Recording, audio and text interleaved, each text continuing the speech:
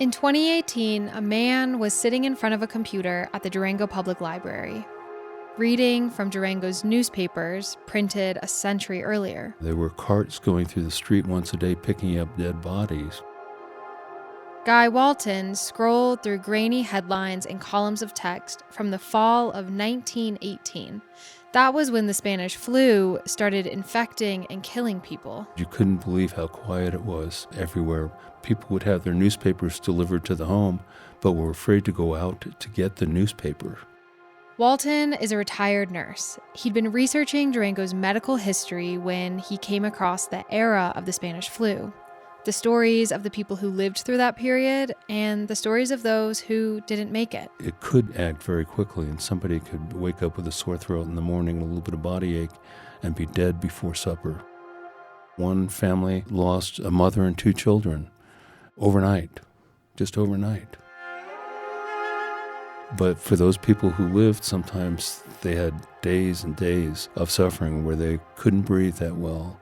Every time they would cough, they were spitting up blood. It was a terrible physical and emotional thing for families to go through. Guy Walton was doing this research in 2018. This was before the COVID-19 pandemic. At the time, the Spanish flu was a forgotten piece of history.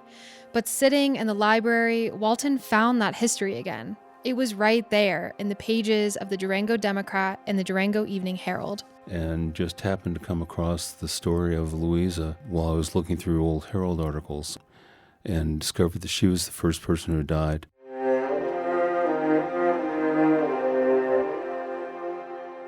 Louisa Bass. She died on October 8th, 1918 at around 5 o'clock in the morning. That same day, the Durango Evening Herald announced her death on its front page. We don't know much about Louisa. She lived with her parents in an apartment on Main Avenue. Her family had moved from a town called Cokedale near Trinidad, Colorado. And she died on her birthday. I do remember when I saw it, I thought, oh, what a terrible thing to happen to this little girl on her 8th birthday. I mean, how many things did she end up missing out on? Between 1918 and 1920, influenza had killed an estimated 675,000 people in the US and 50 million people worldwide. But the death of one girl stuck with Guy Walton. He couldn't stop thinking about Louisa Bass.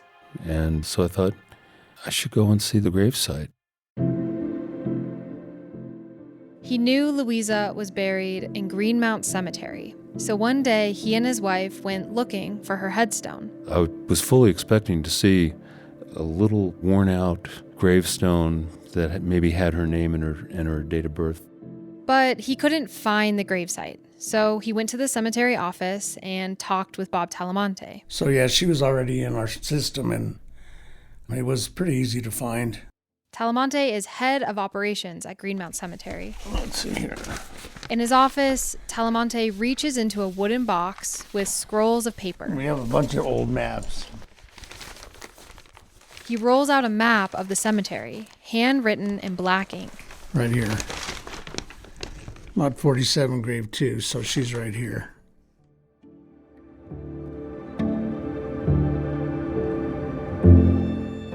Back in 2018, after looking at the map, Walton and Talamonte walked out to the gravesite.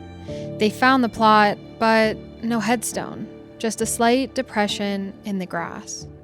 I didn't think that there needed to be a big billboard and flashing lights or anything like that, but I thought there should have been some way to recognize that this was the first person who died in our community. It turned out there were people in Durango who felt the same way Guy Walton did. When he started writing about Louisa in the local newspaper, readers sent letters to the editor agreeing that her grave should be marked. Then, a local history group organized a fundraiser to pay for a gravestone. And a year later, on Louisa's birthday, Walton attended a ceremony to commemorate the marking of her grave. After the ceremony, I got up and walked to the headstone and thought about how this is really the way it should have ended for her. If it had to end at all, that's the way it should have ended for her. So there was a sense of completion. Louisa Bass is buried underneath a row of old cedar trees. Planted on the green grass, there's a small slab of gray, polished granite with an angel etched into the stone. It says Louisa Bass died of the Spanish flu on her 8th birthday, October 8th, 1918. The grass area around the headstone is bare, no markers, just small indentations in the ground. It looks like maybe there's 10 people buried here, but maybe eventually we'll find out who else is buried here with her. Might be a bunch of babies, I don't know. There are many well-known people from Durango's history buried at Greenmount Cemetery. City luminaries, infamous outlaws, and at least one sheriff who died in a gunfight. But Talamonte says there are hundreds, maybe thousands, of unmarked graves here. As time goes on, if you don't have a headstone, it seems like you weren't on the planet. You'll be forgotten. Anyone who's gone through an 8th grade history class in the U.S. knows the story of World War I. We know who the good guys were and who the bad guys were.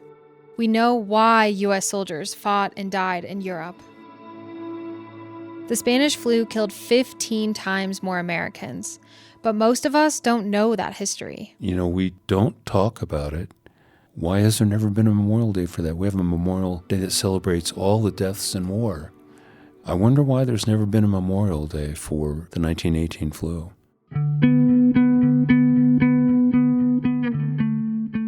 Here's one possible answer. That global pandemic may have been so overwhelming and so full of grief that we couldn't handle it. And 100 years later, we still had not made sense of it, even as the next pandemic arrived on our doorstep.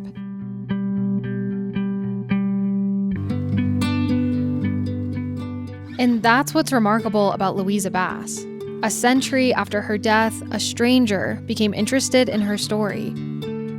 Now, her gravesite is marked, and the details of her brief life have a place in Durango's history.